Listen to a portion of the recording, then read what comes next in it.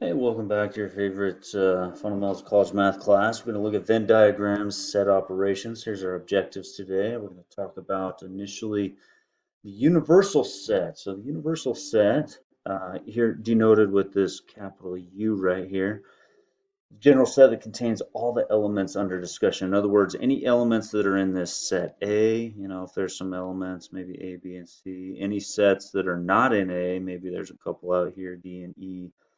So the universal set here would be A, B, C, D, and E. Okay, and it's usually represented by that rectangle, right? So that's the universal set. And this A is a subset. Okay, so here, let's look here. The universal set in this case would be, we have our square, we have our triangle, which are in that set A there. And then we have our money sign, we have our M, and we have our 5. So that's our universal set. Everything that's in that rectangle is our universal set. Now set A, on the other hand, you notice right here is our set A. It's just whatever's in there. So we've got our square and our triangle. Now the set of elements in U that are not in A, set of elements in U that are not in A, and that we usually will call that complement of A. We'll talk more about that later. So anything that's not in here, but it's still in the universal set. So you see the leftovers, if you will, right there. So money sign, M, and 5. That's those that are in the universal set, but they're not in A. So complement of A in this case. Um, disjoint sets. So disjoint sets, those are just two sets that have no elements in common. So like maybe this one has the numbers 1, 2, and 3. This one has the numbers 4, 5, 6. They have no numbers in common. Proper subsets. So those are all elements of set A. Everything in A, 1, 2, 3, is also in B. So here A would be 1, 2, 3, and maybe B is 1, 2, 3, 4. So B has 1, 2, and 3, but it also has 4. You see the little 4 right there as well. Okay, so let's get the proper subset. All right, so here we got equal sets. So if we have equal sets, which we talked about last time, we just didn't use Venn diagrams to discuss those. If we have two equal sets, set A is equal to set B, then not only is A is a subset of B, in other words, everything in A is in B, but it also works the other way around. Everything in B is also in A, which means they have to be the exact same set. So they have the same number of elements and between them, and they are the same elements. You know. So here, this is denoting this picture right here. We've got a set A and we've got a set B, right? And they have some common elements between them. So for example, let's say set A is 1, 2, 3, 4, and let's say set B is 3, 4, 5, and 6. So set A is 1, 2, 3, and 4. Oops, you know what? Let me erase some of this here. Uh,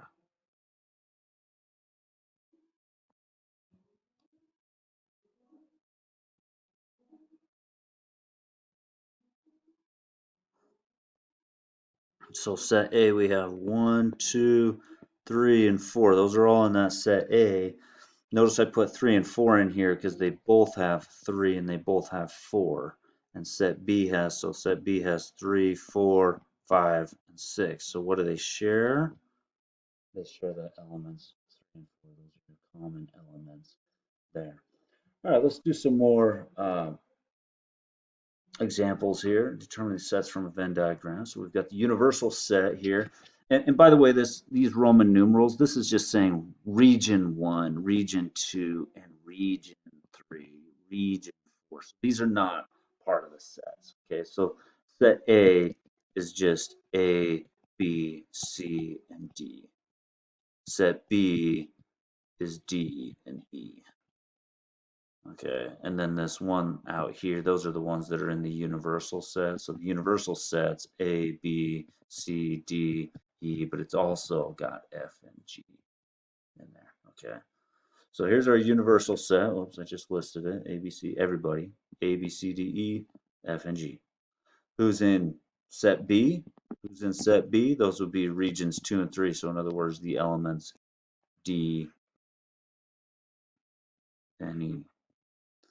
So who's the set of elements in A? So in A, but they're not in B. So who's in A but not B? So we can't include the D right there. All right, so it's just A, B, and C. A, B, and C.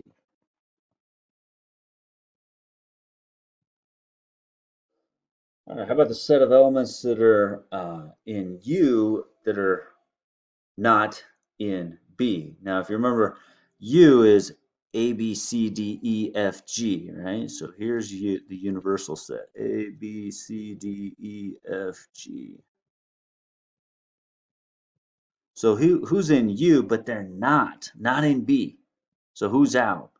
So D and E are out. Can't have those two. So D and E are out. So who are you left with? A, B, C, F, and G. Now, how about this next one? The set of elements in both A and B, and A and B. So first of all, we have A, which is A, B, C, D. And then B, we just have the elements D and E. Now, and means intersection. It's got to be both of them. Which ones are in both? Well, where their common region is. D is the only one that's in both of those. So D. All right, that brings us to a discussion of the complement of a set. Okay, so the complement of a set symbolized by that A prime right there. So you say, and I like to say not A, so complement of A, or you can say not A. You'll hear me say both of those. So it's a set of all elements in the universal set that are not in A. So another way of saying that with set builder notation is a set of all elements X such that X is a member of the universal set. So it's an element of the universal set and it's not in A. All right. So let's say the universal set was 1, 2, 3, 4, 5, right? Who's not in A? Who's not in here? Just 4 and 5. Who's not? Who's the complement of A? Who's not in A? Just 4 and 5 in that case. All right, so here we've got the universal set 1, 2, 3, 4, 5, 6, 7, 8, 9. You see them labeled there. We've also got the picture, and we've got the set A 1, 3, 4, and 7. Who is the complement of A? Who is not? Who is not in A? Who is not in A? Well, we know A's out. 1 is out, 3 is out, 4 is out, 7 is out. These are all out, right? So who are you left with? 2, 5, 6, 8, 9. It's your leftover. 2, 5, 6, 8, and 9.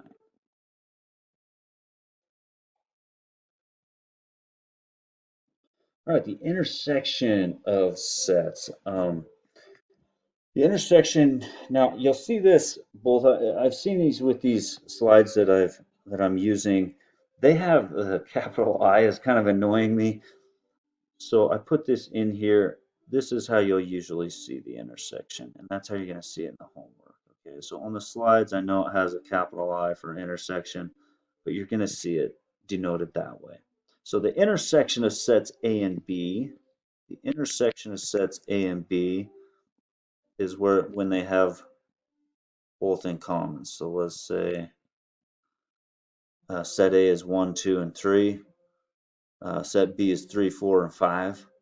The intersection of the two is just the element 3 between them. They both share it. So it's got to be in A and it's got to be in B.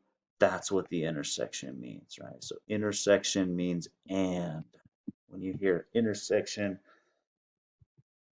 or see that symbol, That means and. It's got to be in A and it's got to be in B, right? So here's some. We got 7, 8, 9, 10, 11, right? This is set A. This is set B. We got 7, 8, 9, 10, 11. Is there any elements that are in both? So I'm looking at the 7. I say, well, 7's in set A, but it's not in set B. 8 is in both. 9's not in both. 10 is also in both. So it looks like 8 and 10 are the only ones that are in A and B. All right. So set A has 7, 8, 9, 10, and 11. Set B has 6, 8, 10, and 12. So the intersection of the two, the intersection of A and B is just 8 and 10. Okay. How about this one? We've got 1, 3, 5, 7, 9. 1, 3, 5, 7, 9. Is there any intersection, any of them that are in both A, set A, and set B, 2, 4, 6, 8? Well, there's nothing that they share. These are disjoint sets, right? There's no sharing there. So the answer there is just the empty set. Or you can write it like that as well, empty set, right? Nothing they share. How about C, example C? We got set A with 1, 3, 5, 7, 9, and then set B with nothing in it. Again, disjoint. There's nothing that's in both sets. There's no crossovers. Another empty set situation. There's no intersection between those two. All right, union. You see this symbol union, A union B. When you hear that, I want you to think or. All right, so with the intersection, you're thinking and. It's got to be in both. Has to be in both. Right? With union, you're taking everything. This is or. It's got to be in the set A or it's got to be in set B. It doesn't matter. It's just got to be in one or the other. So it's union. You're taking everything. So here, let's look at this example for a minute. This is that 7, 8. We had A and B. 7, 8, 9, 10, 11. And it looks like they only share 8 and 10. Okay, so here they are. Sets A and B. Here's set A, here's set B. So the union of A union B means I got to be in one set or the other set. So for example, let's start with this 7. 7's got to be in A or in B, just one or the other, and then I list it. Sure enough, it's in A. It's just got to be in one of them. So I'm taking everything. 8. 8's got to be in one or in the other, and it's in both. Even better, right? It's just got to be in one. 9. 9's got to be in one or the other. Well, it's definitely in one, so it's in. So you're just taking everything. 10's in both, even better. 11's in A, but it's not in B. We don't care. It's just got to be in one or the other. 6. 6 is in not in set A, but it's in B. It's still in. It's got to be in one or the other. One or the other. So everybody's in. With union, you're taking everybody. You're listing everybody. Right. This one was who we've got 1, 3, 5, 7, and 9. Set B, we've got 2, 4, 6, and 8. Who's in A union B? Well, one's got to be in one or the other. 2, they're all in. 3, 4, 5, 6, 7, 8, 9. Again, it's just got to be in one or the other. It's got to be in one or the other. Or means take everybody. Take everybody. Next one, we got 1, 3, 5, 7, 9. B has got nothing in it. Who's in? Everybody's in. A union B. Everybody's in. One's in set A. It's in. Again, union means take everybody. There's the solutions for that. All right, for any set, if I'm taking an intersection, so A intersection, so if I have a set A with some elements in it, and then I'm taking the intersection with set B that has no elements, there's no crossover. So the intersection of the two is the empty set. But if I have set A and I'm taking the union, then I'm just taking whatever's in, because it's just got to be in one or the other. I don't care that it's not in set B. I just need it to be in one of them. So it'd be A, B, C, D. So it's just set A, right? All right, some problems involve more than one set operation. So let's just perform some set operations. What we're going to do is um, similar to like the old, please excuse my dear Aunt Sally, right? You're going to be working with these set operations by working from the inside out. Okay. The order in which you want to perform these operations. So for example, here we've got this universal set, 1 through 10. Set A is only 1, 3, 7, and 9. Set B is 3, 7, 8, and 10. So what I want to do is I'm going to do this first just with the numbers, and then we'll do a visual with it as well. Okay. So I'm going to work from the inside. I'm going to say, well, first of all, who's A union B? And then I'll worry about the complement of that, right? The not part. A union B. So I'm taking the union of these two. That means everybody's in. So one's in because it's just got to be in one or the other. So one's in, three's in, seven's in, eight's in, nine's in, all those elements because it's got to be one or the other. There's A union B. But now what we're going to do is we're going to take the complement of that. So not those numbers. So if I'm looking at the universal set and I'm saying not these numbers, I'm crossing out one's not in, three's not in, seven's not in, eight's not in, nine's not in, 10. Who's left? 4, 5, and 6. So the complement of A union B is just 4, 5, and 6. Complement of A union B would just be 4, 5, 6. Now let's make a picture of this this time here.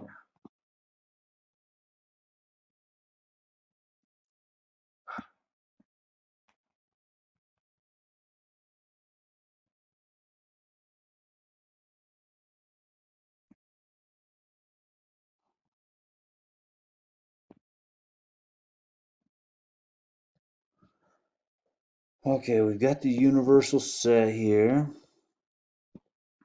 1 through 10. Now A has 1, 3, 7, 9. It looks like they share, they have an intersection, A and B. There's some elements that are common to both A and B. 3 is in both, 7's in both. So 3 and 7 are in both.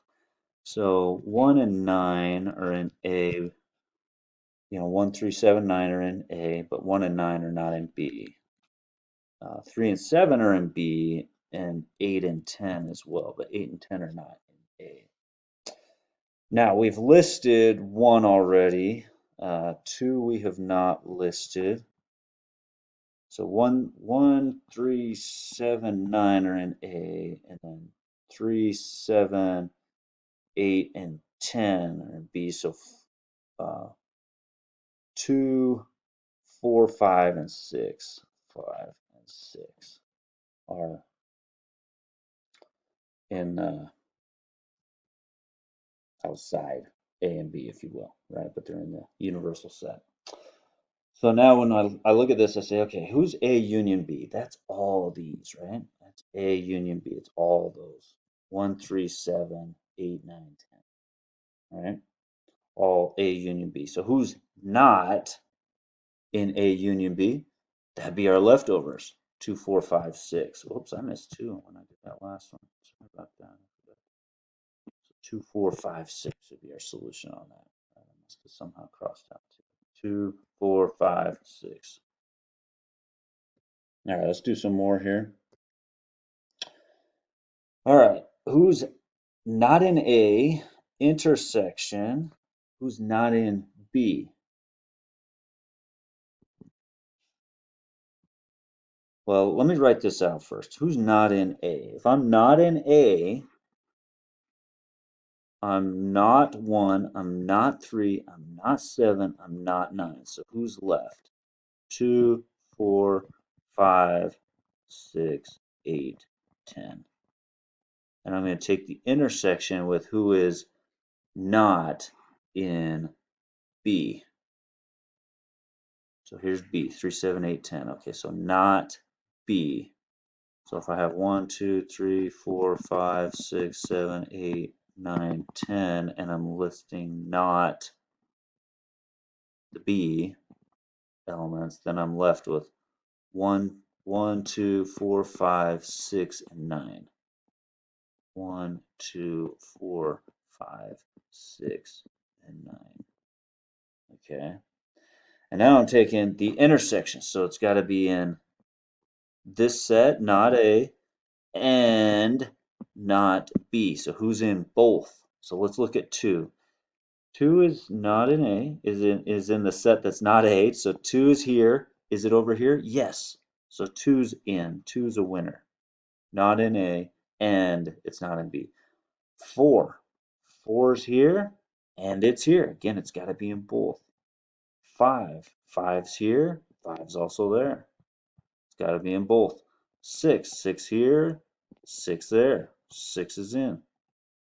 8 is here, but it's not over here on the right-hand side. 10 is here, but it's not over there. 1 is on the right-hand side, not on the left-hand side. 9 is on the right-hand side, not on the left-hand side. So it looks like we just have 2, 4, 5, and 6 for not A and not B. Complement of A, intersection, complement of B. All right, use the diagram to determine each of the following sets. A union B. Remember the Roman numerals here are just saying region. So A union B would be regions 1, 2, 3, right? Everybody's in union. So in other words, these are my elements. Pi, I would list pi, e, root 2, square root of negative 1, e to the pi I, 10 to the 100, 2 to the aleph null. Some weird elements here, right? So that's everybody's in. A or B is in. Okay, A or B is in.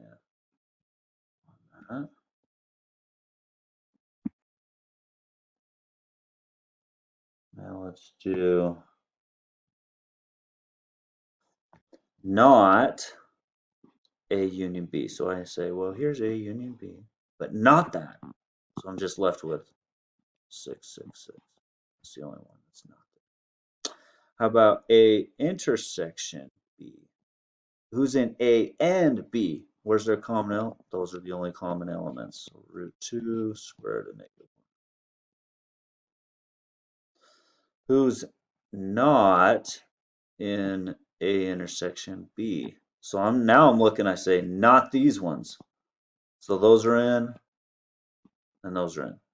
Region 1, Region 3, and Region 4. I'm getting messy again. Let me erase some of this.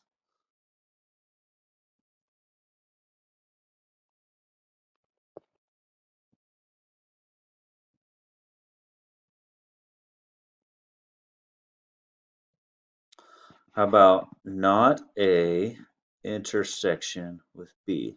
Well, first of all, not A would be regions. Let me do it by region now. Let me say region 3 and 4 are not A, right? Here's A. So not A would be regions 3 and 4. So these elements, those are those two, okay?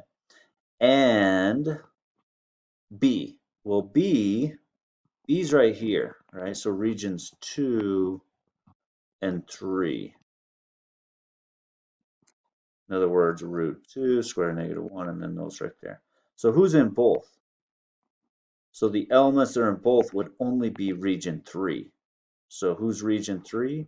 E to the pi I, 10 to the 100, and then 2 to the aleph null. Okay, so this is kind of how you're thinking about these. Or at least this is how I like to think about them. do the last one here. Oops, let me get my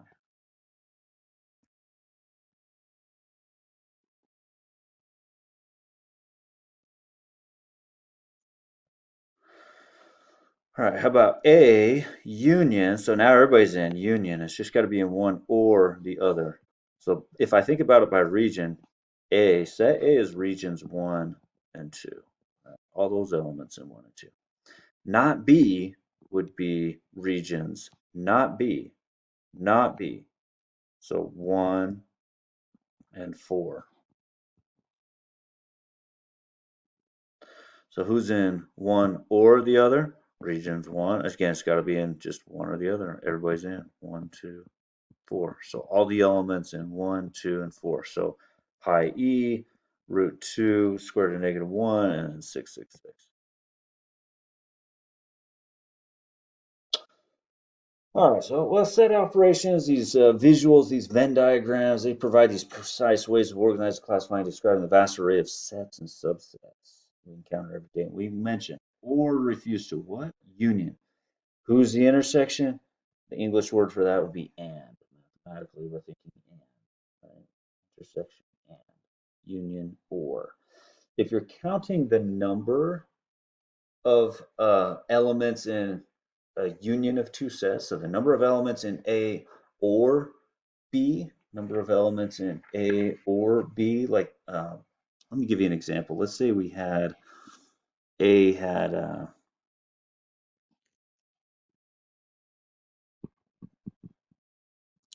B, and C. And let's say B was like B, D, and E. A, B, C, B, D, E. How many elements are in the union? I know the union, so everybody's in, right? So I got A, B, C, D, and E, right? So I got five. The answer to this, I should have five. Should be five. Now, if I'm looking at it, I have three in here and I have three in here. I don't have six elements because the B, the B is shared. I don't want to double count. I can't double count the B. And that's what this is saying. The number of elements in A union B is the number of elements in A, which is 3, plus the number of elements in B, which is 3, but so subtract out the intersection. Don't double count anybody. There's one element, B, that you don't want to double count, right? So 6 plus 1 is 5. There's just 5. So don't double count. That's what this is saying. The number of elements is the number in A, number in B. Take out how many that are shared. All right, don't double count.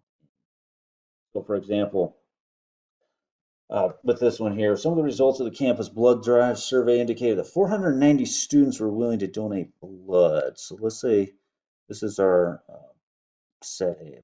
These are the blood people. I'm willing to donate blood. Supposedly there's 490 students that are willing to do this. And then I've got some that are 340, I'm going to call that set B, that are willing to serve breakfast. Breakfast, can't spell. 340 of those. All right, but there's crossover here. There's 120 that are willing to do both. So we know there's 120 of them that are being shared. So if there's 120, we know there's 490 total here. All right, so 490 minus 120, that means there's 370 that are only willing to do blood. Right? Because 120 of them are willing to do both. There's 340 total willing to serve breakfast, but we know 120 of them are already uh, are willing to do both. So 340 minus 120, we got 220 that'll only do breakfast. They'll only do breakfast, right? So when it says how many students were willing to donate blood or serve breakfast, how many are willing to do one or the other?